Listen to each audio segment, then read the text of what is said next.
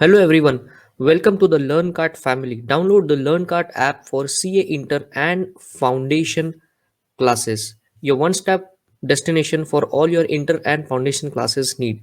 Now let me take you to a tour of the app. जब आप app को open करेंगे तो ये है आपका ऐप का interface. This is the home screen. As you can see, you can watch free videos as well. Click on the area where the arrow is showing and you can watch the free videos as well.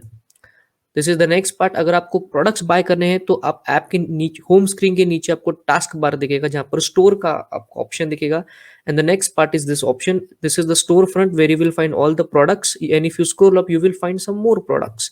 Now अगर किसी specific product पर आप click करके उसकी जानकारी जानना चाहते हो तो उस स्पेसिफिक प्रोडक्ट पर आप क्लिक कीजिए and then you will find that product details out there. Preview for every product and every video is available. You can find details like what is the name of the product, what you are getting with it, what about notes and everything else.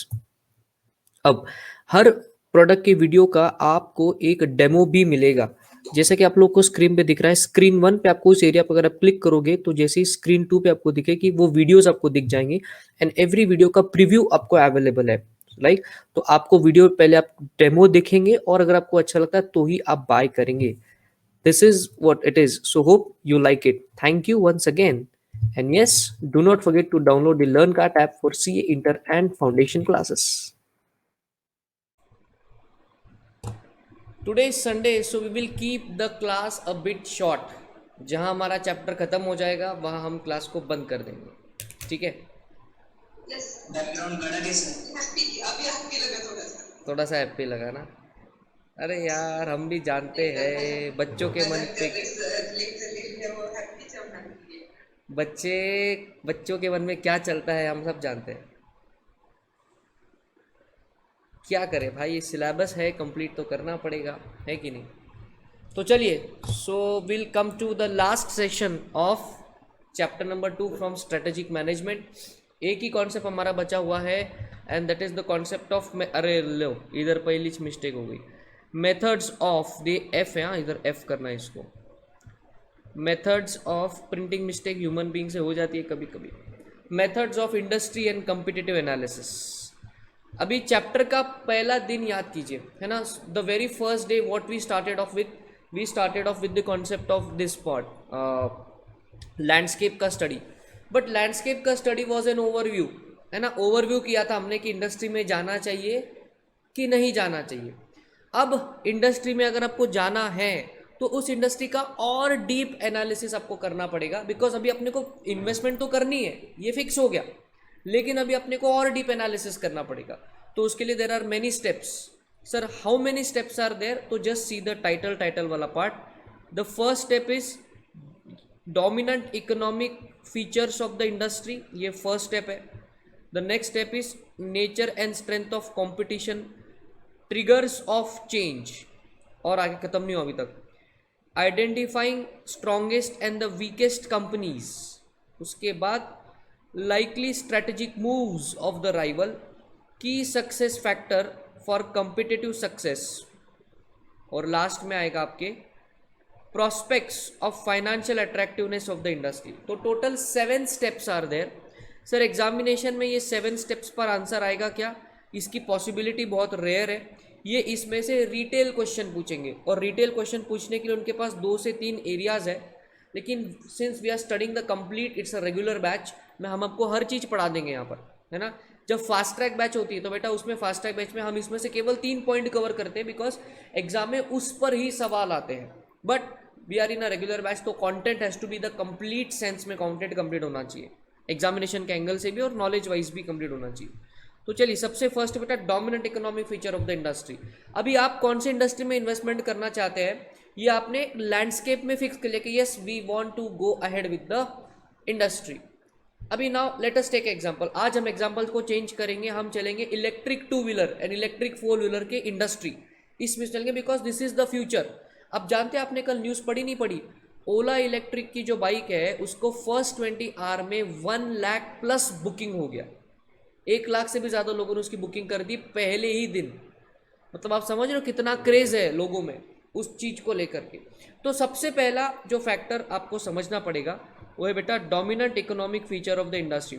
अभी industry के feature तो कई सारे होते हैं, लेकिन वो उसमें जो जो डोमिनेंट है, डोमिनेंट का मतलब है जो बड़े फीचर है, जो आपके डिसीजन को अफेक्ट करने वाले।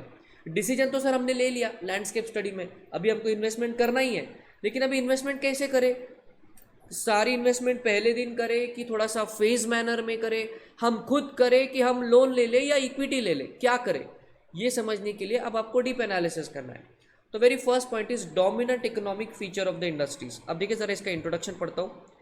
Industries differ significantly in their basic character and structure.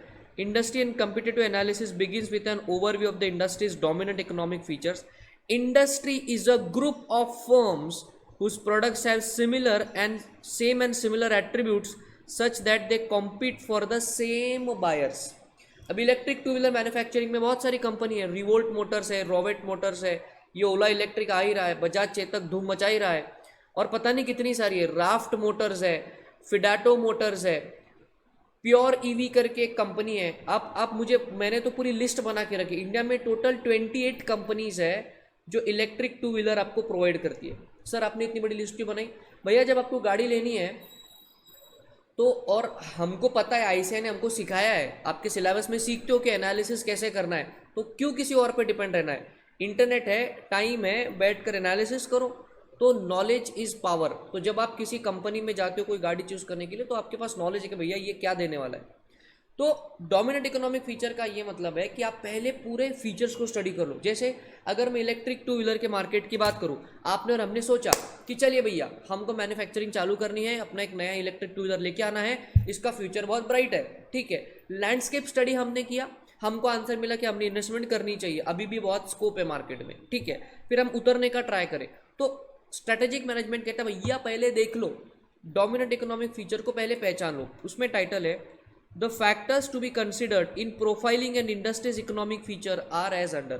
तो हम सबसे पहले देखेंगे इस मार्केट में डिमांड कितना है, इस मार्केट में डिमांड कितना है। तो हमें पता चलता है कि यस गवर्नमेंट भी इसको प्रमोट कर रहा है, अभी ओला इलेक्ट्रिक की 1 लाख प्लस बुकिंग हो चुकी है, मतलब मार्केट में there is a huge potential.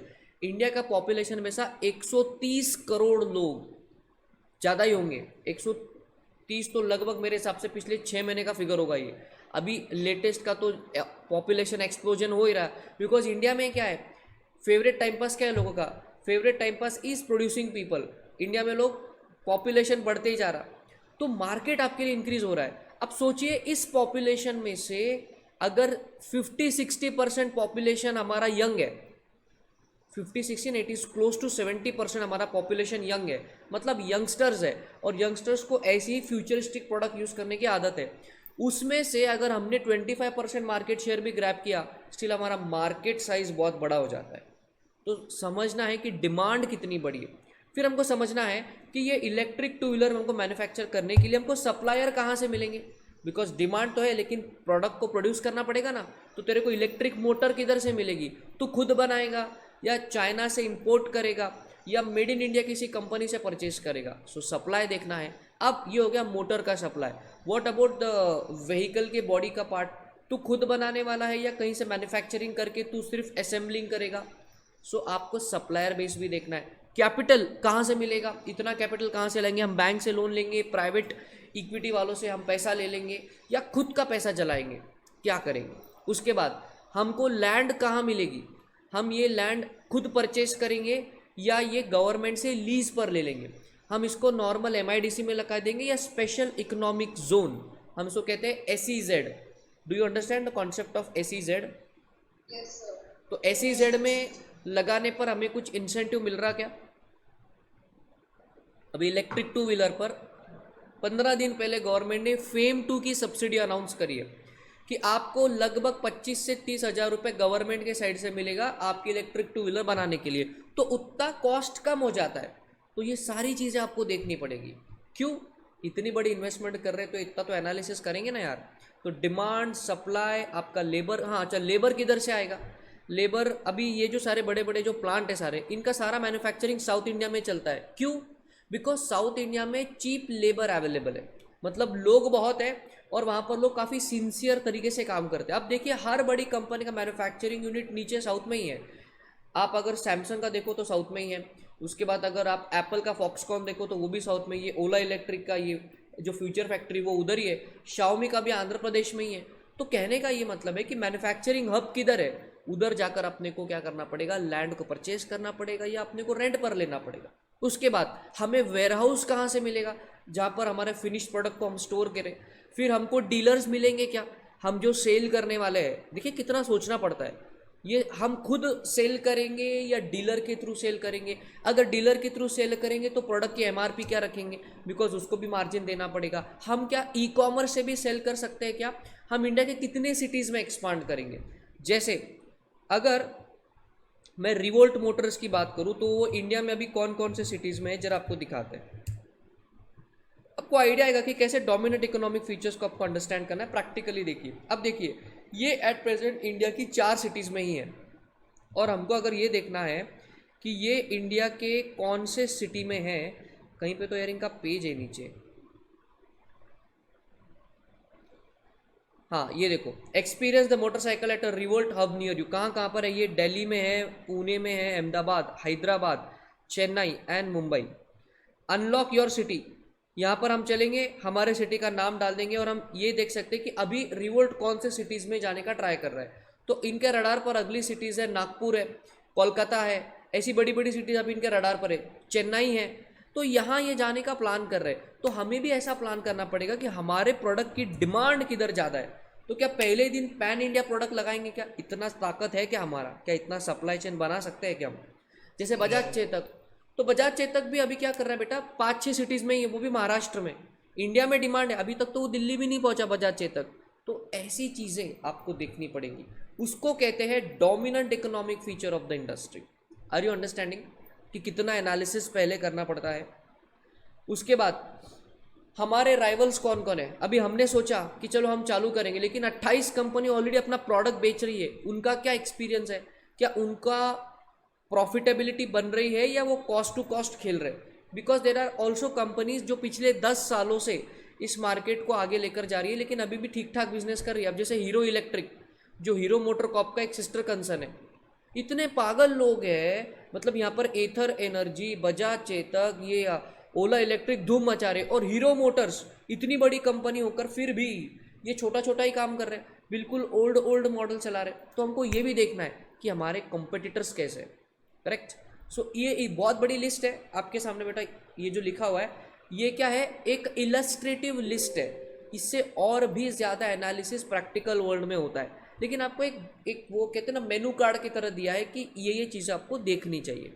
तो चलिए केवल एक थोड़ा सा रीडिंग कर लेंगे कि क्या क्या आपको देखना चाहिए जब आप dominant economic feature of the industry को करते हो।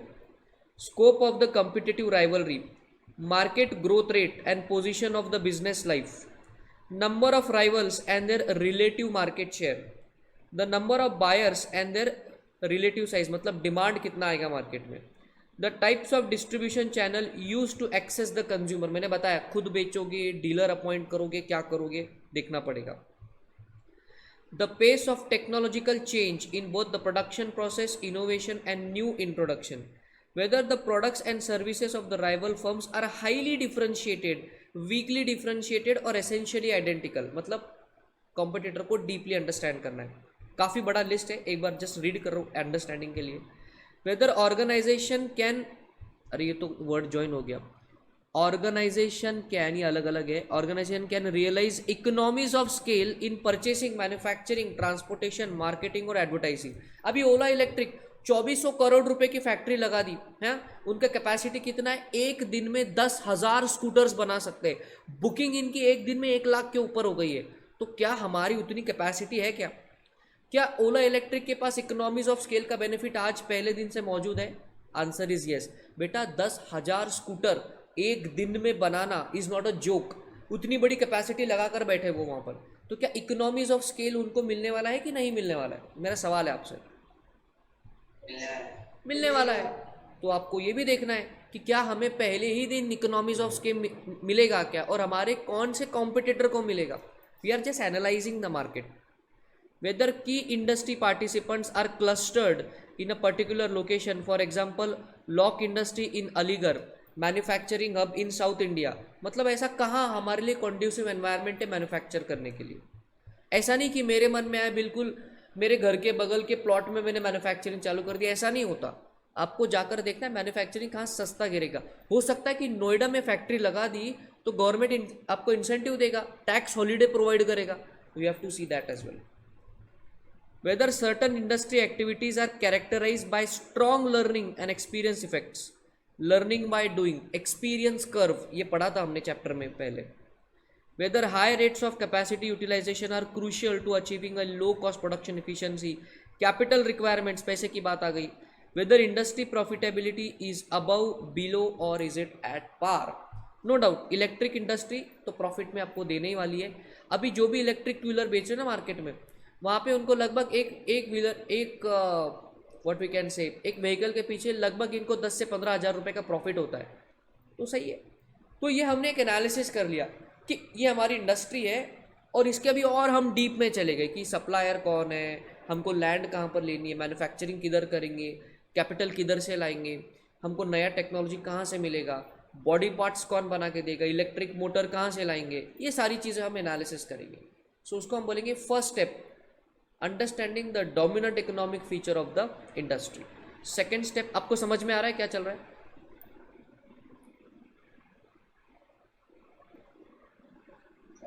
यस आवाज नहीं आ रही है? Wait, is it now coming? तो मैं कह रहा था डोमिनेंट इकोनॉमिक फीचर में आपको ये सब देखना होता है, कैपिटल कहाँ से लाओगे, लेबर कहाँ से लाओगे, इन्वेस्टमेंट कितना करोगे, लैंड कहाँ से मिलेगी, गवर्नमेंट से अप्रूवल कहाँ से मिलेगा, इलेक्ट्रिक मोटर किधर से है, बॉडी पार्ट्स कौन देगा, फैक्ट्री किधर लगाएंगे, ये चीज़ें हैं आपके डोमिनेंट इकोनॉमिक फीचर। जो हमने एग्जाम्पल लिया उसके मैं रिलेटेड आपसे बात कर रहा हूँ। Is the voice coming clearly now? ठीक है। सेकेंड पॉइंट देखिए, nature and strength of competition. ये क्या है? An important component of the industry and competitive analysis involves delving into the industry's competitive process to discover what the main sources of competitive pressure are and how strong each competitive force is। बताऊंगा, example लूंगा।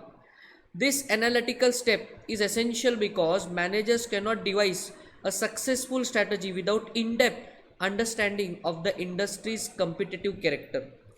Competition कितनी strong है, क्या बहुत सारे market में लोग हैं क्या? अब जैसे मैंने बताया, हमारा जो इलेक्ट्रिक टू व्हीलर का मार्केट है इंडिया में, उसमें एट प्रेजेंट टोटल 28 कंपनीज है जो इस प्रोडक्ट को बेच रही है।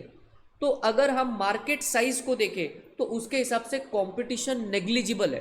अब बोलोगे सर क्या बात कर रहे हैं, 28 कंपनी बेच रहे ना? अरे बेटा 130 करोड़ इंटू 70%, वो आप देखो पॉपुलेशन साइज कितना है, और उसमें केवल 28 कंपनीज। तो भैया अभी भी मार्केट में बहुत स्कोप है। तो कंपटीशन का प्रेशर ये इलेक्ट्रिक टू व्हीलर के मार्केट में अभी कम है, ये हमको एनालिसिस से पता चला। ऐसा ही आपको करना है दूसरे बिजनेसेस के लिए। अगर आप सोच रहे हो कि भैया चलो माउस की मैन्युफैक्चरिंग चालू करूंगा, तो माउस की मैन्युफैक्चरिंग क्या बहुत बड़ा बिजनेस है? अरे भैया कोई भी कर रहा है माउस की मैन्युफैक्चरिंग, तो इसमें कॉम्पिटिटिव प्रेशर बहुत ज़्यादा है, बिकॉज इंटेंस कॉम्पिटिशन है। लेकिन इलेक्ट्रिक टू व्हीलर अभी भी कॉम्पिटिशन कम है। हमने सोचा चलो एक काम करेंगे, रिलायंस पेट्रोकेमिकल में बिजनेस किया ना, अपन भी अपना पेट्रोल बनाएंगे, पेट्रोल डीजल में बिजनेस करेंगे। अरे बच्चे का खेल है क्या पेट्रोल डीजल में बिजनेस करना? इन्वेस्टमेंट कितनी लगेगी? ये रिलायंस, ONGC ये सब पागल है पहले से बिजनेस करके बैठे, तो इन्होंने इतना बड़ा मार्केट ग्रैब करके रखा हुआ है, तो तुमको घुसना ही डिफिकल्ट है। तो देखना है कि कॉम्पिटिशन का प्रेशर कितना है। So that is nature and strength of competition. अगला है बेटा triggers of change. What is the concept of triggers of change? जरा देखिए। And industry's economic features and competitive structure revealed a lot about its fundamental character, but little about the ways in which its environment may be changing. All industries are characterized by trends and new developments that gradually produce changes important enough to require a strategic response from the participating firm। Simple भाषा में, आपके industry में you have to identify the triggers of change. जैसे मेरा सवाल है आपसे, ये इलेक्ट्रिक टू व्हीलर का मार्केट अचानक से इतना डिमांड में क्यों आ गया? क्या रीजन है इसका? पेट्रोल की प्राइसेस हैव क्रॉस्ड ₹100। तो ये है ट्रिगर ऑफ चेंज। तो ऐसे कई सारे ट्रिगर होते हैं आपके इकोनॉमी में या आपके इंडस्ट्री में जो आपकी पूरी इंडस्ट्री को बदल के रख देंगे। आज से 3 साल पहले ये इलेक्ट्रिक टू व्हीलर बेचे जा रहे थे मार्केट में, लेकिन लोग उसको इज्जत नहीं दे रहे थे। क्यों? अरे इलेक्ट्रिक गाड़ी है, क्या चलेगी ये गाड़ी, साइकिल इससे तेज चलती है। आज यहाँ पर ये इलेक्ट्रिक टू व्हीलर कार को कंपटीशन देने के वहाँ पर आ चुकी है। और जब पेट्रोल की प्राइसेस बढ़ी है तो लोगों का दिमाग हिल गया, लोगों का मंथली बजट हिल गया वहाँ पर। समझ रहे हो? मतलब जहाँ अभी मेरे पास जो जिक्सर है उसमें मेरे को लगभग महीने का लग रहा था 800 से 850 का पेट्रोल, अभी इस लेवल पर मेरे को 1500 से ऊपर का पेट्रोल लग रहा है। क्यों? गाड़ी नहीं खराब हुई भैया, रनिंग बढ़ गया है और कॉस्ट बढ़ गया है गाड़ी का। तो मंथली बजट जब आपका बेटा हिल जाता है तो इंसान सोचता है कि मैं क्या करूं। तो मेरे जैसे हजारों लाखों करोड़ों लोग इंडिया में सोच रहे होंगे। So that petrol price is a trigger of change, है ना। फिर नितिन गडकरी उन्होंने स्टेटमेंट दिया, जस्ट रिसेंटली अभी स्टेटमेंट दिया। आपको पॉलिटिक्स का न्यूज़ भी पता चाहिए, अगर आप एसएम पढ़ रहे हो तो political news is also a trigger of change. Nitin Gadkari ने बोला भैया 2025 तक पूरे इंडिया में इलेक्ट्रिक व्हीकल्स ही रहेंगे, 25-24। Now we are near to that, तो बहुत ज़्यादा दूर नहीं है। तो ये पॉलिटिकल स्टेटमेंट भी एक ट्रिगर ऑफ चेंज है। अगर गवर्नमेंट ने कोई सब्सिडी अनाउंस करी है इलेक्ट्रिक मोटर्स पे, इलेक्ट्रिक टू व्हीलर पे, तो क्या ये भी एक ट्रिगर ऑफ चेंज है इंडस्ट्री के लिए? यस। तो आपको ऐसे ट्रिगर्स को आइडेंटिफाई पहले ही कर लेना है कि वो कौन सी बातें हैं जो पूरी इंडस्ट्री को हिला के रख देगी, ताकि हम उस चेंज का बेनिफिट लेने के लिए रेडी रहे। राइट? अब जैसे ओला ने पहले दिन सोचा, भविष्य अग्रवाल जो उनके फाउंडर ने सोचा भैया इंडस्ट्री बहुत ज़बरदस्त है, एक काम करते ये ओला कैब्स का धंधा तो चलता रहेगा, अब इन्वेस्टर के जाके पास और पैसा ले आते, उनको बोलेंगे इंडिया का फ्यूचर अब इलेक्ट्रिक है, तो और मार्केट में कोई बड़ा प्लेयर नहीं है, तो हम ही धड़ाम से जाके इन्वेस्टमेंट कर देंगे। तो ट्रिगर ऑफ चेंज अगर आपको पता होता है तो पहले ही एक्शन लेने से आपको बड़ा बेनिफिट मिल सकता है जब एक्चुअली इंडस्ट्री चेंज होगी। Are you agreeing to this point? ज़रा देखिए कुछ एग्जाम्पल्स उन्होंने वापस एक लिस्ट आपके, ये जो क्वेश्चन है ना इसमें जो आंसर में लिस्ट है बहुत सारा कि ये चीज़ें आप एनालाइज करो, because it is all about an analysis. तो कई सारे मेनू कार्ड है सारे, इसमें कई सारे पॉइंट्स है। अभी ऐसा नेसेसरी नहीं है कि ये सारे पॉइंट तुम्हारे इंडस्ट्री को एप्लीकेबल है, हो सकता है कि तुम्हारे इंडस्ट्री के कुछ ऐसे भी पॉइंट हो जो इधर नहीं है। So it is an illustrative list. तो चलो what are the triggers of change जो हो सकता है, चलिए देखेंगे कुछ points. The internet and e-commerce opportunities and threat it breeds in the industry. Increasing globalization, changes in the long-term industry growth rate, product innovation, marketing innovation, entry or exit of the major firms. कल चल के हमें पता चला कि hero motor Corp बंद हो गया, कल चल के सपोज पता चला कि बजाज ने टू व्हीलर मैन्युफैक्चरिंग बंद कर दिया। No this is a big news, because market में उतना मार्केट शेयर फिर खाली हो जाएगा, फिर बाकी अंदर जो है प्लेयर अंदर घुस जाएंगे। तो आपको ये सब चीज़ों का ट्रैक रखना पड़ेगा। Diffusion of technical know how across more companies and more countries, change in the cost and efficiencies. अभी देखो इंडिया चाइना है ना, हमेशा इनके बीच में टेंशन का माहौल रहता है, लेकिन तुम चाइना को कितना भी नाम रख लो, उनकी जितनी कम कॉस्ट में मैन्युफैक्चरिंग इंडिया अभी तो नहीं कर सकता। ये हमको एक्सेप्ट करना पड़ेगा। ये मुझे किसने बताया पता है? ये जब इलेक्ट्रिक टू व्हीलर्स का मैं जो इतना रिसर्च कर रहा हूँ तो मैं हर डीलर को फ़ोन करता हूँ, हर कंपनी से बात करता हूँ, और कुछ इंडस्ट्री में दोस्त वोस्त भी है, तो उनसे भी हमें नॉलेज मिलता है कि इलेक्ट्रिक मोटर जो तुमको इलेक्ट्रिक टू व्हीलर में लगता है, उसमें अंदर जो मोटर लगती है वो इंडिया में मैन्युफैक्चर करने का कॉस्ट 5 टाइम्स ज़्यादा है एज़ कम्पेयर टू चाइना। इसलिए सारे जो लोग हैं वो चाइना से ही इम्पोर्ट कर रहे हैं। और अभी हाल ही में आई गेस 8 दिन पहले ही न्यूज़ आई थी कि जो इंडिया का एक्सपोर्ट इंपोर्ट का जो रेशो था वो अभी भी चाइना के साथ ही ज़्यादा है। क्यों? उनका मैन्युफैक्चरिंग का भैया डोमिनेंस है पूरे दुनिया में। तो अभी के सिचुएशन में बायकॉट चाइना बोलना अच्छा है, लेकिन प्रैक्टिकली इंडस्ट्रीज अभी भी इलेक्ट्रिक मोटर्स कहाँ से इंपोर्ट करते हैं? चाइना से करते हैं। अभी आपको मैं बता देता हूँ, ये रिवोल्ट मोटर्स है। आपको क्या लग रहा है कि रिवोल्ट मोटर्स इंडिया का इनोवेशन है? Answer is no. चाइना में there is a company called as Super Soco, नाम थोड़ा सा अलग है, सुपर सोको। उनकी एक बाइक है, उसका नाम है TSX। वो TSX ही इंडिया में रिवोल्ट मोटर्स के नाम से बिकता है। आपको प्रूफ दिखा देता हूँ, आपको सुपर सोको बताते हैं। अब देखिए पहले रिवोल्ट मोटर्स का शेप देख लीजिए आप। ऐसा रिसर्च कुछ तो करते रहना चाहिए आपको। अभी देखो ये है बोलिए। माइक्रोमैक्स का कुछ बोला था ना आपने? हाँ बेटा, माइक्रोमैक्स तो वो बंदा वही है ना, उनका वही तो काम है कि वो ऐसा ही कुछ करता है। ये देखिए, ये आपका रिवोल्ट मोटर्स है, राइट। अब उन्होंने क्या करा है, ये सुपर सोको TSX, जैसे मैं इस पर टाइप करूंगा और मैं इमेज पर टाइप करूंगा, क्या यही बाइक है? Yes sir. यही वाली तो इन्होंने क्या करा है, चाइना से पूरी तरीके से इंस्पायर हो गए और वहाँ जो जैसा उधर चल रहा है वैसे इंडिया में करेंगे। सिर्फ उनका मोटर इंपोर्ट कर रहे, बाकी पूरा parts no doubt 80% Revolt Motors के सारे जो पार्ट्स है बेटा वो इंडिया में बन रहे हैं, लेकिन क्या पूरी तरीके से चाइना से इंस्पायर्ड है। ये है चाइना का सुपर सोको TSX और ये है अपने इंडिया का रिवोल्ट मोटर्स का RV400। Is it exactly similar? है? सर हाँ बोलिए। एक डाउट है, हाँ, मतलब सब लोग बोलते हैं चाइना की कॉस्ट कम है, चाइना इतना कॉस्ट कम कैसे रखता है लेकिन? क्योंकि उधर का जो अंडरस्टैंड, उधर दो चीज़ें हैं। हमने प्रैक्टिकली जब मैं 6 दिन चाइना में था 2015 में, तो एक चीज़ जो मैंने ऑब्जर्व करी मैं आपको बताता हूँ। सबसे पहले ना, उधर पॉपुलेशन बहुत है, उधर के लोग डिसिप्लिन्ड है और उधर की गवर्नमेंट भर भर के इंसेंटिव देती है। मतलब अगर ये इलेक्ट्रिक टू व्हीलर, अगर हमारी कंट्री अगर चाइना होती, ऐसा तो नहीं होगा लेकिन अगर होती, तो गवर्नमेंट पता है कितना इंसेंटिव देती? 80% इंसेंटिव देती इलेक्ट्रिक टू व्हीलर के मैन्युफैक्चरिंग पर। 80% इंसेंटिव। गवर्नमेंट ही इतना पैसा पानी के जैसे बहाता है वहां पर कि मैन्युफैक्चरिंग के लोगों, तुम फैक्ट्री लगा लो, पैसा हम देंगे, लोन हम प्रोवाइड करेंगे, इंटरेस्ट तुमको बिल्कुल 50% से कम कर देंगे। तो गवर्नमेंट ही बहुत प्रमोट करता है उधर, तो इंडस्ट्रियलिस्ट भैया फैक्ट्री लगा लेगा।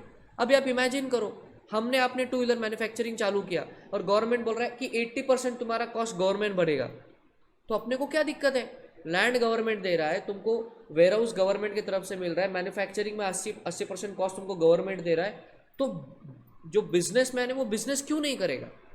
And over a period of time जब ये सारी चीज़ें इतनी तुम्हारे लिए फेवर में हो जाती है और सारे लोग मिलकर काम कर रहे हैं, तो अल्टीमेटली तुमको फिर वो इकोनॉमीज ऑफ स्केल का बेनिफिट भी मिलता है और लोग लाखों करोड़ों की इन्वेस्टमेंट कर देते हैं। बात को समझे? ये उनका गवर्नमेंट का जो पॉलिसी वो बहुत अच्छा है। मतलब वो काफ़ी ऐसा प्रमोट करते हैं मैन्युफैक्चरिंग को, और उनके पास लोग भी है ना, इतने लोग भर रखे चाइना में, करेंगे क्या? कुछ तो काम लगाना पड़ेगा ना, तो लगाओ भैया फैक्ट्रीज और लगाओ तो मैन्युफैक्चरिंग में। अगर मैन्युफैक्चरिंग नहीं होता तो चाइना के लोग क्या करते पता ही नहीं मुझे। अभी इंडिया में तो भी हमारा बहुत अच्छा रिच कल्चर है कि we have some other things to do. उधर कुछ भी नहीं, आप जाके देखो, उधर कल्चर के नाम पे कुछ नहीं है। वो कुछ भी खाएंगे, कुछ भी करेंगे, तो इट्स बेटर कि उनको ऑर्गेनाइज करके फैक्ट्रीज में काम करवा दो।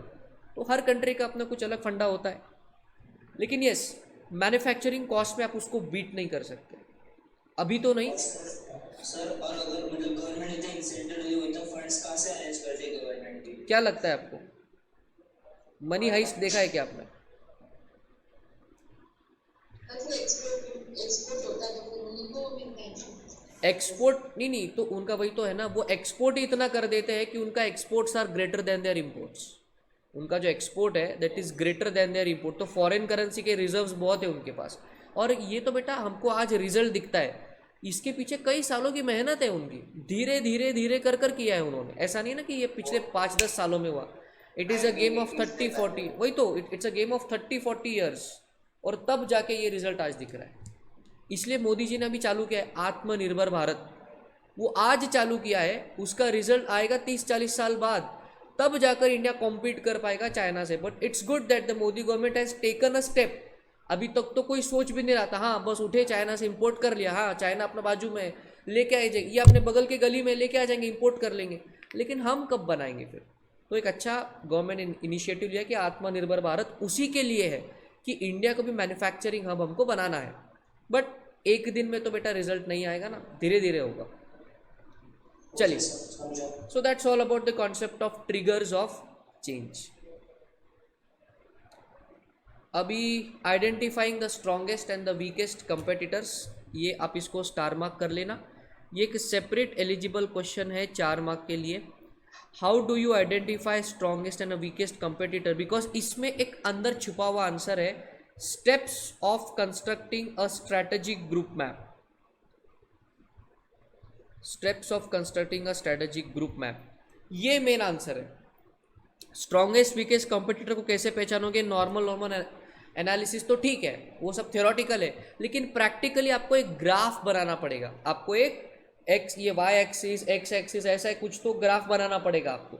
तो वो 2 वेरिएबल जो ग्राफ है उधर फर्म्स को तुमको प्लॉट करना पड़ेगा, एंड दैट प्लॉटिंग का जो प्रोसेस है बेटा उसी को बोलेंगे कंस्ट्रक्टिंग और steps of a strategic group map. Exam में सेपरेट स्पेशल 4 मार्क का सवाल आता है, एकदम क्रिस्प पॉइंट है, इसमें 4 ही पॉइंट है, 4 आपको लिखना है पॉइंट, ना उससे कम ना उससे ज़्यादा। स्ट्रैटेजिक ग्रुप मैप सर कैसे करते हैं उसको प्रैक्टिकली आपको दिखाएंगे, ठीक है। तो अब यहाँ पे हम एक ग्राफ ड्रॉ करेंगे। अरे यार ये गलती हो गई इधर, ये हो गया आपका Y axis,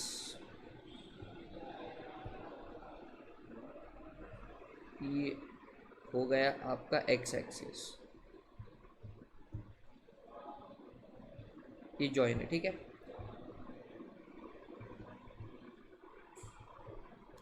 this is X axis and this is Y axis. अभी यहाँ पर हम क्या करेंगे, ये ग्राफ है, इसको हम 2 वेरिएबल में डिवाइड करेंगे। अब लेट अस से फॉर एग्जांपल कि हम वो 28 कंपनीज, क्योंकि अब इलेक्ट्रिक 2 व्हीलर मार्केट तो काफ़ी छोटा है, let us take an establish industry, तो कि आपको एग्जांपल समझ में आएगा। सो हम लेंगे ऑटोमोबाइल इंडस्ट्री 4 व्हीलर का, बिकॉज वो काफ़ी बढ़िया तरीके से इंडिया में एस्टैब्लिश्ड है and there are many players in this, तो हमको समझने के लिए भी बहुत अच्छा होगा। अभी आपको और हमने सोचा कि चलो हमने एक ना हम लोग कार मैन्युफैक्चर करेंगे, लेकिन हमें ये जानना है कि कितनी मार्केट्स में स्पेस है हमारे लिए, क्या मार्केट में हमें जाने के लिए स्पेस भी है कि नहीं। बिकॉज अगर ऐसा है कि सिर्फ 2% मार्केट शेयर हमको मिलेगा, हम कितनी भी मेहनत कर ले जिंदगी भर, तो there is no point in investing. तो हम क्या करेंगे, पहले सारी जो एग्जिस्टिंग कंपनीज है उनको इस ग्राफ पर लगा देंगे, ठीक है। अब चलिए ग्राफ पर लगाएंगे कैसे। अब बहुत सारी कंपनीज है कि जिनके कुछ कॉमन कैरेक्टरिस्टिक है। तो सबसे पहला पॉइंट क्या बोलता है स्ट्रेटेजिक ग्रुप मैप का, इसको देखते हैं। The first point is identify the competitive characteristics that differentiate firm in the industry typical variables like price, quality, range, geographic coverage, degree of vertical integration, product line breadth, use of distribution channel, degree of service offered and so on। तो जब अगर मैं automobile industry को देखूँ तो सबसे पहले मेरे मन में आता है कि वैल्यू फॉर मनी प्रोडक्ट कौन कौन सी कंपनीज प्रोवाइड करती है। तो हमें पता चलता है भैया जो वैल्यू फॉर मनी प्रोडक्ट है, मतलब अभी हम एक्स एक्सिस पर यहाँ लिखेंगे प्राइस, है ना, यहाँ पर लिखेंगे प्राइस, और वाई एक्सिस पर लिखेंगे क्वालिटी। तो किसकी क्वालिटी बहुत अच्छी है लेकिन किसकी प्राइस कम है, ऐसा है आपका वैल्यू फॉर मनी प्रोडक्ट। तो हमें पता चलता है कि इंडिया में ऐसी 2 कंपनीज है जो एक्चुअली इस सेगमेंट में आती है, वो है आपकी टाटा मोटर्स और दूसरा है मारुति सुजुकी। तो हम क्या करेंगे, इनकी क्वालिटी बहुत बेहतरीन है, तो यहाँ हम लिख लेंगे मारुति सुजुकी और उसके नीचे हम लिख लेंगे टाटा मोटर्स। क्या आप एग्री करते हो इससे? ये दोनों के जो कंपनीज है ये वैल्यू फॉर मनी प्रोडक्ट बनाती, क्वालिटी बहुत बढ़िया लेकिन प्राइस कंपैरेटिवली बहुत कम होती है। तो ये 2 कंपनीज है वैल्यू फॉर मनी, ठीक है। फिर हम कुछ और कंपनीज की तरफ चलते हैं। फिर हम ऐसी कंपनीज की तरफ चलेंगे जो बड़े व्हीकल्स में बहुत बढ़िया है, बहुत फेमस है, लाइक मतलब जो 20-25 लाख से ऊपर की जो व्हीकल्स है, जैसे टोयोटा फॉर्च्यूनर है, फिर आपके फोर्ड एंडीवेयर है, फिर एमजी की ग्लॉस्टर है। तो ये वाला जो सेगमेंट है इसमें ऐसी कौन सी कंपनी जो ये मल्टीपर्पज़ व्हीकल, हम उनको बोलते हैं एक्सयूवी, इस सेगमेंट में बहुत फेमस है, वो वाली अच्छी व्हीकल्स बनाती है। तो हमको पता चलता है हमारे पास टोयोटा है, जैसा मैंने नाम लिया, प्राइस भी ज़्यादा है, क्वालिटी भी अच्छी है, तो हम रखेंगे टोयोटा। कौन सा है? महिंद्रा, महिंद्रा एंड महिंद्रा। फिर मैंने अगला नाम लिया फोर्ड का, है ना। ये वाली कुछ कंपनीज है जो इस कैटेगरी में आ रही है।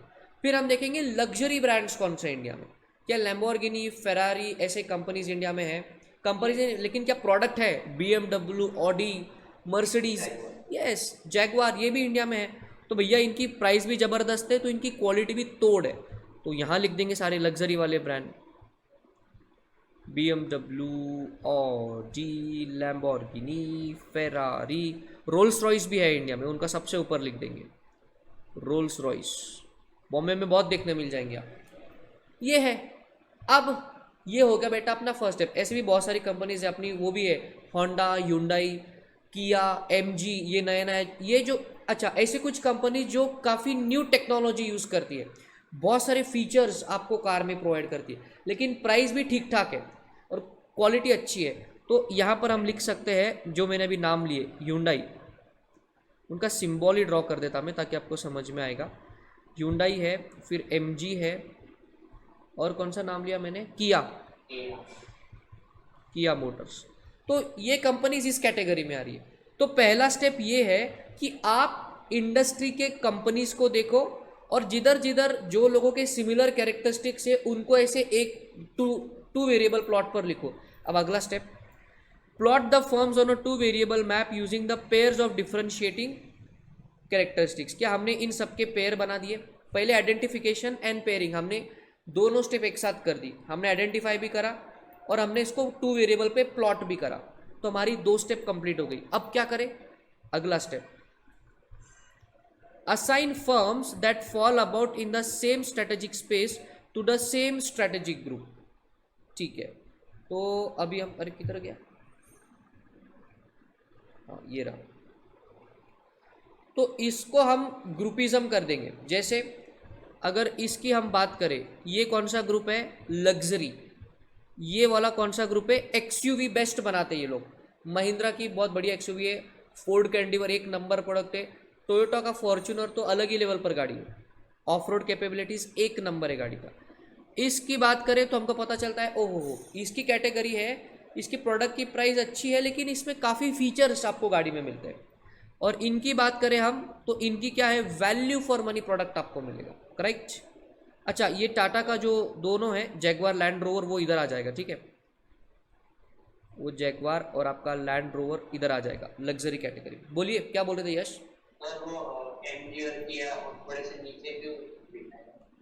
नहीं, वो मैंने ऐसे दिखा दिया, वो लिखने के हिसाब से, आप उसको ऊपर भी रख सकते हो, ये इसको ऊपर कर लो, कोई दिक्कत नहीं। एक काम करते हैं, आपकी मन की बात कर देते हैं।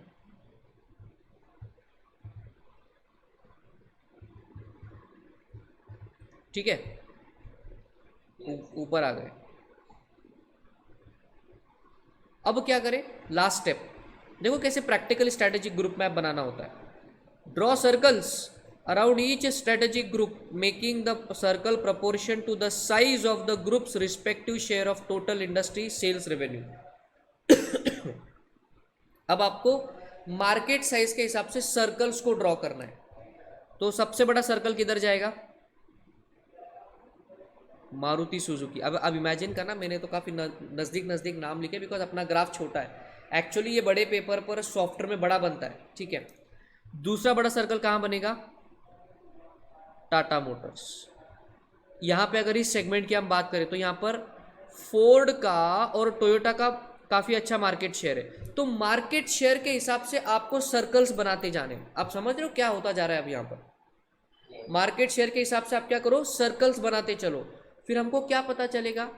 अब इमेजिन करना कि ये ग्राफ नहीं, ये टैंक है। जस्ट ट्राई टू इमेजिन कि ये टैंक है। अब इस टैंक में आपने सर्कल्स बना दिए, मतलब उतना मार्केट ऑलरेडी कंज्यूम्ड है। तो जो खाली रहेगा वही तुम्हारा मार्केट शेयर तुमको मिलेगा, तुम जिंदगी में कितनी भी मेहनत कर लो। Are you understanding? एक बार आपने सर्कल्स ड्रॉ कर लिए तो पूरा मार्केट ही आपको पता चल गया कि आपका क्या क्या किधर क्या क्या है। तो जितनी भी स्पेस खाली रहेगी वो है हमारा मार्केट शेयर। अब जैसे ऐसा कोई भी नहीं है इंडिया में जो इस कैटेगरी में आ रहा है, इस एरिया में आ रहा है। दिख रहा है आपको? कोई एक कंपनी जो इस कैटेगरी में आ रही है? नहीं आ रही है। तो हमारे लिए क्या जगह बच गई? इधर। लेकिन ऐसी वाली व्हीकल कोई परचेस भी करेगा क्या? नहीं करेगा। अगर हम इस कैटेगरी में देखें तो यहाँ पर ऊपर हमारे लिए स्पेस है, थोड़ी सी इधर स्पेस है, यहाँ पर स्पेस है, थोड़ी सी यहाँ पर स्पेस है। तो ये जो ब्लू लाइंस आपको दिख रही बेटा, ये है मार्केट में तुम्हारी जगह। इतना मार्केट खाली है, यहाँ तुम कुछ कर सकते हो तो तुम बचोगे। तुम जाके इधर ही भिड़ेंगे, इधर ही करेंगे, तो इधर तो ऑलरेडी मार्केट कैप्चर्ड है ना। तो जो खाली जगह है उसको आइडेंटिफाई करेंगे और उधर ही अपनी दुकान लगाएंगे, तो ही बिजनेस चलता है। और इंडिया में बिजनेस कैसे चलता है? आलू बेचने वाले 10 लोग एक के बगल में एक बैठे, छल्ली भुट्टा बेचना है, 10 लोगों ने गाड़ी लगा दी। एक का आइसक्रीम बहुत चल रहा है, उसके बगल में सामने वाला आइसक्रीम, उसके पीछे भी दूसरा आइसक्रीम, एक जनरल स्टोर अच्छे से खुला हुआ है, उसके बिल्कुल बाजू बाजू में जनरल, अरे सब एक दूसरे का मार्केट खराब कर रहे हैं। लेकिन ऐसा एनालिसिस करके बिजनेस करेंगे तो क्या होगा, हमारा अपना मार्केट क्रिएट होगा। हमें पता है कि हमें कौन सा प्रोडक्ट बनाना है, कौन सा मार्केट में किधर जगह खाली है, तो उधर ही प्रोडक्ट बनाएंगे तो अच्छा धंधा होगा। बात समझ में आ रही है? जी सर। इसीलिए स्ट्रैटेजिक ग्रुप मैप बनाना ज़रूरी है, और ये प्रैक्टिकल है कि मार्केट में तुम्हारे लिए जगह भी है कि नहीं है। अगर ये सर्कल सर्कल बना के बहुत कम जगह बची तो हमको क्या करना चाहिए, अरे भाई हमें सेगमेंट बदलना पड़ेगा। एक तो हमें एकदम टॉप लग्जरी गाड़ी बनानी पड़ेगी, या फ्यूल कार मार्केट छोड़ के बिल्कुल इलेक्ट्रिक पर शिफ्ट हो जाना पड़ेगा। ऐसे ऐसे सोचना है आपने। तो strategic group map is very very important. एक छोटी सी पानी पूरी की गाड़ी भी लगानी हो ना लोकल पे आपको, तो स्ट्रेटेजिक ग्रुप मैप हेल्प करेगा कि उस एरिया में कितनी पानी पूरी की गाड़ियाँ है। अब देखिए कोई भी ऐसे पब्लिक पार्क होता है या कोई पब्लिक मोन्यूमेंट होता है, वहाँ पर ना आपको नींबू पानी की गाड़ियाँ 2-3 एक साथ दिख जाएंगी, फिर आपको ये फ्रूट्स की गाड़ियाँ 2-3 एक साथ दिख जाएंगी, और सब प्राइजेस को गिरा रहे, इंटेंस कंपटीशन कर रहे। उनको पता ही नहीं है कि वो एक दूसरे का नाम खराब करे और एक दूसरे की ही लगा रहे। आपको समझ रहा है? Yes sir. ये नॉर्मली ज्वेलर में भी होता है। अभी जैसे अगर आपके कॉलेज रोड को ऑब्जर्व करो, बिग बाज़ार के उस साइड पर, डोमिनोज के साइड नहीं, अपोजिट साइड जब बिग बाज़ार से आगे जाते हो, हाँ इतने सारे ज्वेलर्स एक साथ हैं वहाँ पर। ये भैया गलत है ना। आप ज्वेलरी का आपका ब्रांड है तो आप कहीं भी लगा दो, लोग परचेस करने आएंगे। इधर है ज्वेलर, सामने ज्वेलर, पीछे टकले बंधु, बिग बी, उधर पीएनजी है यार, कितना कितना एक साथ है वहाँ पर। सो ऐसा नहीं करना चाहिए। लेकिन क्या है, स्ट्रैटेजिक ग्रुप मैप नहीं बनाते लोग। बड़ी कंपनीज बनाती है, छोटी कंपनीज भूल जाती है। आई गेस टकले बंधु वगैरह उसी है ना, वही एरिया में बहुत सारा है उधर। अब बोलोगे सर लगता है आप नासिक में बहुत घूमे हो। हाँ बेटा हम बहुत घूमे हैं नासिक। सर हाँ वो पुणे में शायद एक हिंजेवाड़ी करके एरिया है, हिंजेवाड़ी, आईटी हब जैसे है मतलब हाँ आईटी हब है वहाँ पर। तो फिर वो क्यों किया होगा उन्होंने? वो आईटी हब एक्चुअली नहीं, वहाँ पे स्ट्रेटेजिक ग्रुप मैप का लॉजिक काम नहीं करेगा, बिकॉज वहाँ पर ऑलरेडी क्या है, वो जो है ना वो गवर्नमेंट ने इंसेंटिव दिया है उधर कि यहाँ पर आप अगर आईटी कंपनी लाते हो तो आपको इतना इंसेंटिव देंगे। जैसे नहीं होता सेज, वैसे वहाँ पर बनाया है गवर्नमेंट, तो वो तो गवर्नमेंट ने बनाया है, तो that is not a problem. मैंने जो आपको एग्जांपल दिया वो डिफरेंट है। अभी आईटी कंपनीज एप्पल गूगल सामने सामने है, लेकिन उनका बिजनेस डिजिटल है ना, तो उनका सामने सामने बिजनेस से कुछ नहीं हो रहा। बात समझे आप? लेकिन ये जो ज्वेलर का बिजनेस है, ये जो चल्ली बुट्टे का एग्जांपल दिया मैंने, ये कैसा है, ये कस्टमर के फुटफॉल का बिजनेस है। तो उधर तुम बिल्कुल बगल में दुकान लगा दोगे तो कस्टमर भी कंफ्यूज हो रहा, तो तुम्हें भी नहीं समझ में आ रहा कि क्या करें। सो इंडस्ट्री वाइज डिफर करता है, लेकिन yes strategic group map is helping you to understand अपना मार्केट शेयर कितना बनेगा। चलो भैया फटाफट आगे बढ़ेंगे। सो ये है identifying strongest and the weakest competitors. Strategic group map ये मैं डाल दूंगा आपके ग्रुप में, इसको नामकरण कर देते हैं strategic group map.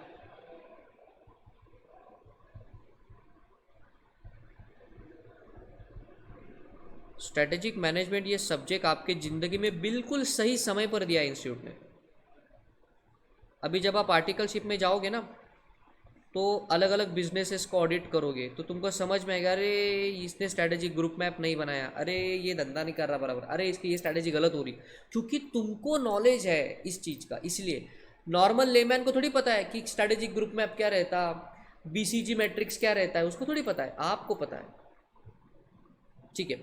Likely strategic moves of the rival, क्या आपको एज एन इंडस्ट्री ये भी चीज़ का नॉलेज रखना चाहिए। इसको कहते हैं चाणक्य नीति। चाणक्य क्या करते थे, अपने बहुत सारे स्पाइस, अपने जो स्पाई होते थे, गुप्तचर जिसको हम कहते हैं, वो दुश्मन के राज्य में भेज वहाँ पर उसको प्लांट कर देते थे, और क्या करते थे, वहाँ की पूरी खबरें उनको मिलती थी, और वो उस हिसाब से अपने प्लान को क्या करते थे, ऊपर नीचे उसमें चेंजेस करते थे। क्या ऐसा आपको बिजनेस में भी करना चाहिए? 100% यस। अभी चाणक्य ने 2500 साल पहले ये स्ट्रैटेजिक ग्रुप मैप बना लिया था। सर कैसे? चंद्रगुप्त मौर्य की सीरियल देखी है क्या आपने? चाणक्य क्या करते, पहले जाकर बिल्कुल मगध पर हमला कर देते हैं, वो धनानंद उनको वहाँ पर हरा देता है, फिर चाणक्य को समझ में आता है कि अपन ने गलती करी, हम बिल्कुल पहले ही मैदान में चले गए, बिल्कुल मैदान के बीचों बीच पहुंच गए। वैसा नहीं करना चाहिए। हमको पहले एनालाइज करें कि हमारे लिए मार्केट शेयर कितना खाली है। फिर उन्होंने पहले गांधार को लिया, फिर वो जो पाकिस्तान का साइड है पहले उसको कैप्चर किया, फिर नीचे कोने कोने से शुरुआत करी और फिर वो अंदर आ गए। तो चाणक्य को पहले से पता था स्ट्रैटेजिक ग्रुप मैप क्या होता है, अपने लिए मार्केट शेयर कौन सा खाली है। तो ये वो 2500 साल पहले पता था। अभी बेटा अपन अभी सीख रहे। तो एक्चुअली चाणक्य वॉज ग्रेट, हाँ या ना? Yes. As a student and as a chartered accountant you should definitely follow Chanakya. क्यों? काम आएगा आपको। कंसल्टिंग में भी चाणक्य नीति बहुत काम आएगी और खुद के बिजनेस में तो काम आने ही वाली है, नो डाउट अबाउट दैट।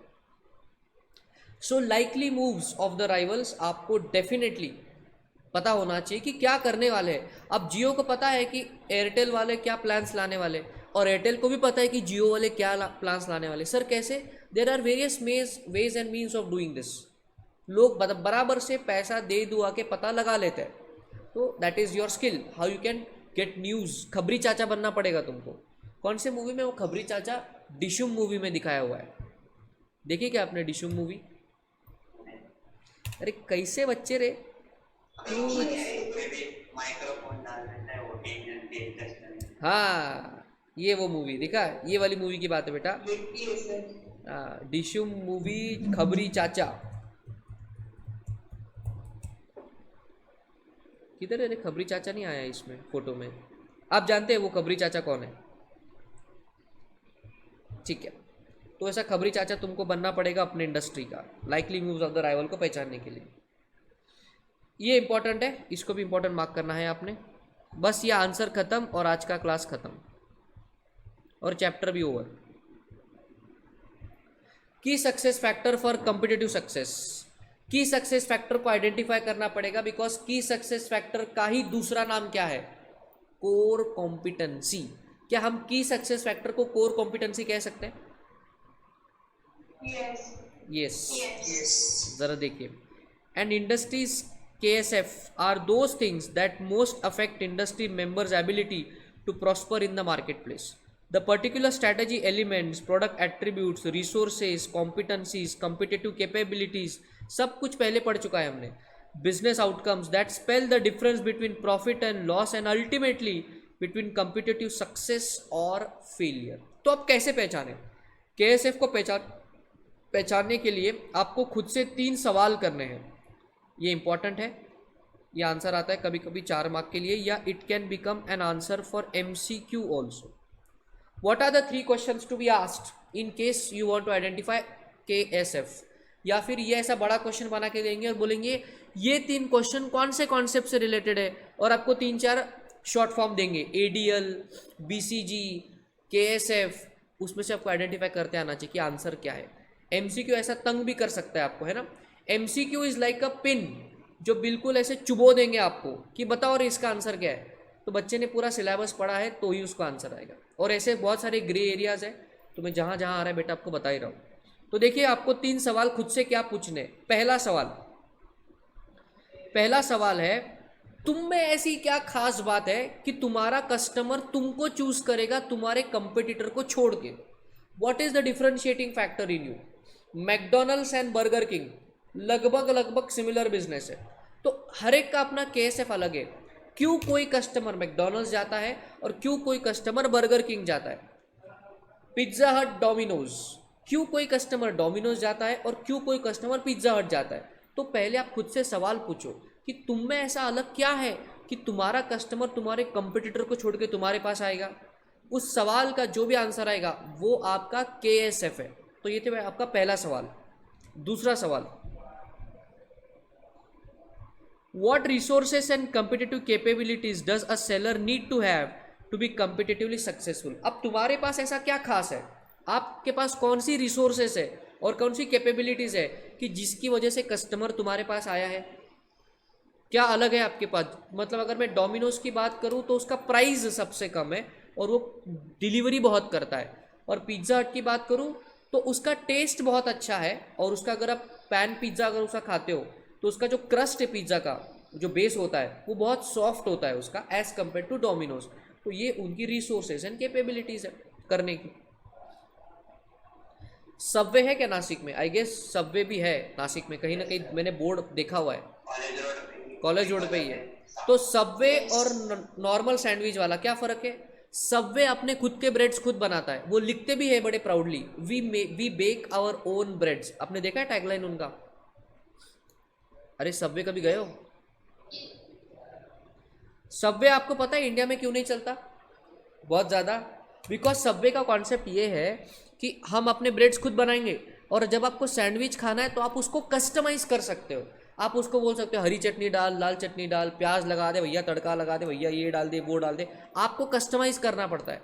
और इंडिया में क्या आदत है, सैंडविच की गाड़ी पे गए, हाँ भैया एक लगा दे बहुत बढ़िया, भैया एक चीज़ का लगा दे, भैया एक मेयोनीज का लगा दे, भैया एक शेजवान का लगा दे। तो लोगों को कस्टमाइज की आदत ही नहीं है। तो वो मॉडल बहुत अच्छा है लेकिन वो इंडियन लोगों के लिए सूटेबल नहीं है, बिकॉज हमको पता ही नहीं है कि सैंडविच में भी कस्टमाइजेशन किया जाता है, ये हमको पता ही नहीं है, इसलिए सबवे नहीं चलता अच्छा होने के बावजूद। चलिए कस्टमाइज सिर्फ पानी, भैया तीखा लगा देना।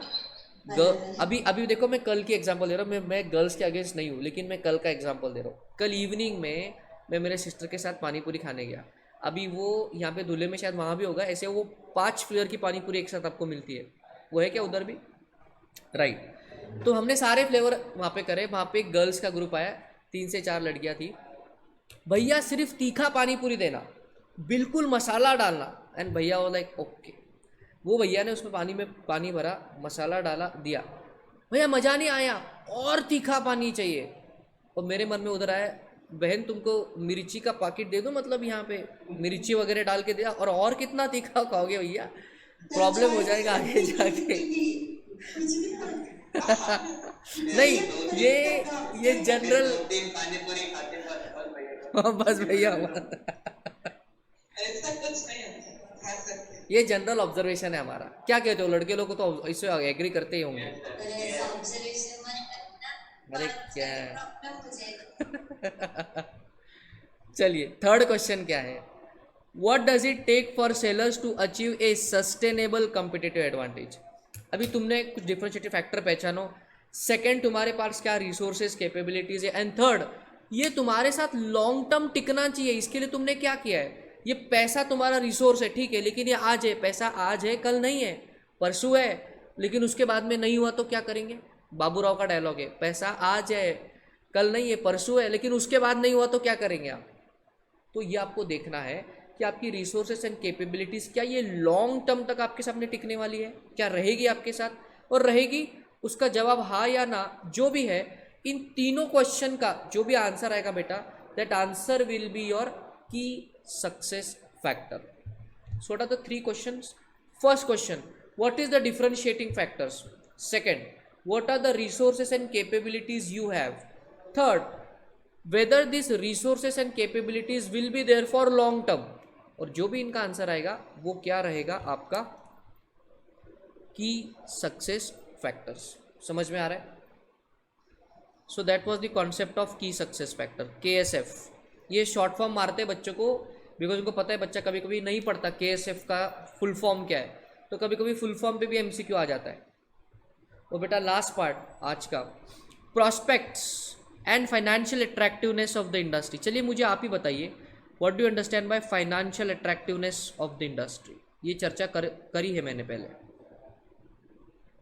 कुछ पॉइंट्स भी है आपके सामने, आप ही बताइए। What is financial?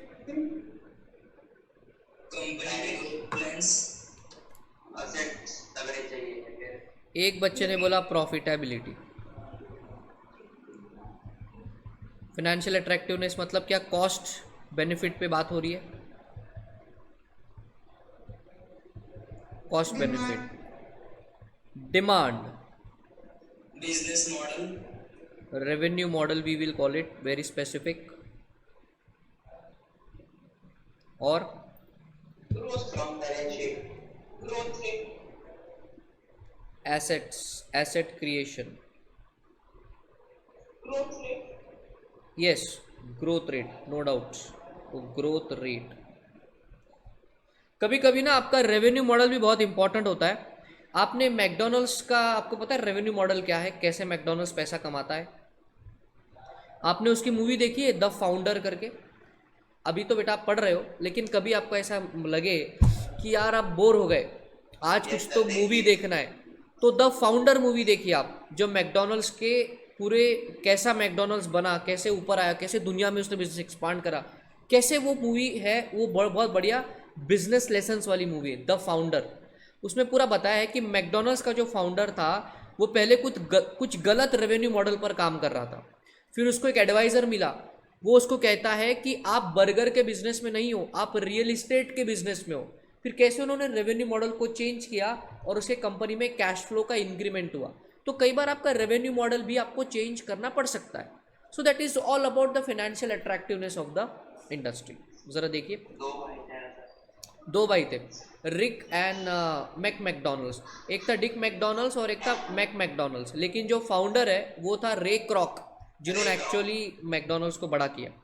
तो सारे बच्चों से मेरा रिक्वेस्ट है, जब भी आपको मौका मिले, द फाउंडर ये मूवी का नेम है, मैं आपको दिखा देता हूँ पोस्टर, ताकि आपको मौका, ये सब नॉलेज वाली चीज़ें करना चाहिए। मतलब जो मैकडॉनल्ड्स उसने बनाया रेस्टोरेंट में, उसके सामने एक पुराना मैकडॉनल्ड्स। हाँ वो तो है ही। ये देखिए बेटा, ये मूवी है द फाउंडर, ये नेटफ्लिक्स पे अवेलेबल है, इसको जाकर देखना, बहुत ही अच्छा है, नॉलेज गेनिंग के लिए बहुत बढ़िया है। कैसे एसएम काम करता है प्रैक्टिकल लाइफ में पूरा पता चलेगा, and also you will feel motivated to work. वो फास्ट एंड फ्यूरियस ये सब देखने से अच्छा तो कुछ ऐसी मूवीज़ आपने देखना चाहिए द फाउंडर की जैसे। चलिए, कुछ लिस्ट है आपके सामने कि how we can draw conclusion about the financial attractiveness, उसकी कुछ लिस्ट पढ़ लेते हैं। पहला, the industry growth potential, whether competition currently permits adequate profitability and whether competitive forces will become stronger or weaker, whether industry profitability will be favorably or unfavorably affected by the prevailing driving forces, कैसा होगा आगे का आपका scenario, the potential to capitalize all the vulnerabilities of the weaker rival, सामने वाले के पास क्या कमी है और हम उसको कैसे पूरा कर सकते हैं। अगर आप एक लिस्टेड कंपनी हो तो क्या आपका मार्केट कैपिटलाइजेशन बढ़ सकता है क्या? ना, what is the concept of market capitalization, क्या होता है बता सकते हैं आप? मार्केट कैप किसको कहते हैं? Share price into number of shares. Yes, number of shares into the market price of that share, उसको बोलेंगे market capitalization. So even that is a part of your industry attractiveness financially. The degree of risk and uncertainty in the industry's future, the severity of problems confronting the industry as a whole. अभी जैसे India में electric two wheelers के market में सबसे बड़ी problem क्या है? What is the biggest problem? कि इलेक्ट्रिक मोटर्स अच्छी वाली इंडिया में मैन्युफैक्चर नहीं हो रही, इसलिए इनका कॉस्ट कम नहीं हो रहा। समझ रहे हो आप? अगर मेड इन इंडिया कोई कंपनी ऐसा है जो बहुत ही अच्छी इलेक्ट्रिक मोटर्स बना ले, जो टू व्हीलर में यूज़ कर पाएंगे, तो इंडिया के टू व्हीलर्स की कॉस्ट कम हो जाएगी। अभी क्या करना पड़ा ना, majority of the companies are importing from China, और इम्पोर्ट ड्यूटी चाइनीज़ गुड्स पे गवर्नमेंट ने बढ़ा के रखी है, तो फालतू में ज़्यादा पैसा लग रहा है। बट क्या करें, क्वालिटी नहीं मिलती है तो कंपनीज के पास भी ऑप्शन नहीं है। तो आपको ये भी देखना है कि तुम्हारे इंडस्ट्री में प्रॉब्लम्स क्या है और फ्यूचर में क्या वो कम होंगे, बढ़ेंगे या स्टेबल रहेंगे, बिकॉज अकॉर्डिंगली आपकी प्रॉफिटेबिलिटी ऊपर नीचे होने वाली है। Whether continued participation in this industry adds importantly to the firm's ability to be successful in the industries in which they may have business interest. So that was all about the concept of वो जो industry competitive analysis का deep analysis करना है। अगर आप fast track batch होता है तो हम 3 ही पॉइंट पर कॉन्सेंट्रेट करते हैं यहाँ पर। एक होता है आपका की सक्सेस फैक्टर, एक होता है आपका ट्रिगर्स ऑफ चेंज, और एक होता है आपका स्ट्रैटेजिक ग्रुप मैप। बिकॉज अभी तक इंस्टीट्यूट ने इसी एरियाज पर सवाल पूछे, फिर चाहे वो ओल्ड सिलेबस था, न्यू सिलेबस था, रिवाइज्ड है, अभी तक तो इनका ट्रेंड है कि इस आंसर पर वो इन्हीं एरियाज पर सवाल पूछते हैं। क्यों? क्योंकि बहुत सिंपल लॉजिक है, उनको आंसर पूछने के लिए केवल 35 मार्क्स का स्कोप है, उसमें भी टोटल 8 चैप्टर्स है, और इस चैप्टर में कितने सारे टूल्स हमने देखे, तो उनके पास काफ़ी अच्छे एरिया है सवाल पूछने के लिए।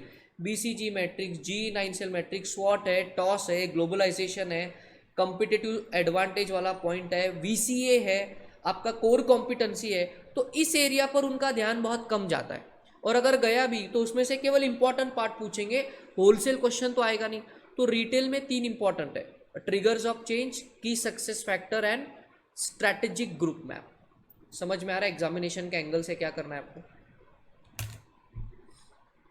अरे हो कि नहीं? Oh sir. Yes. So that was all from the chapter of second chapter of strategic management. सो यहाँ पर बेटा चैप्टर 2 खत्म होता है।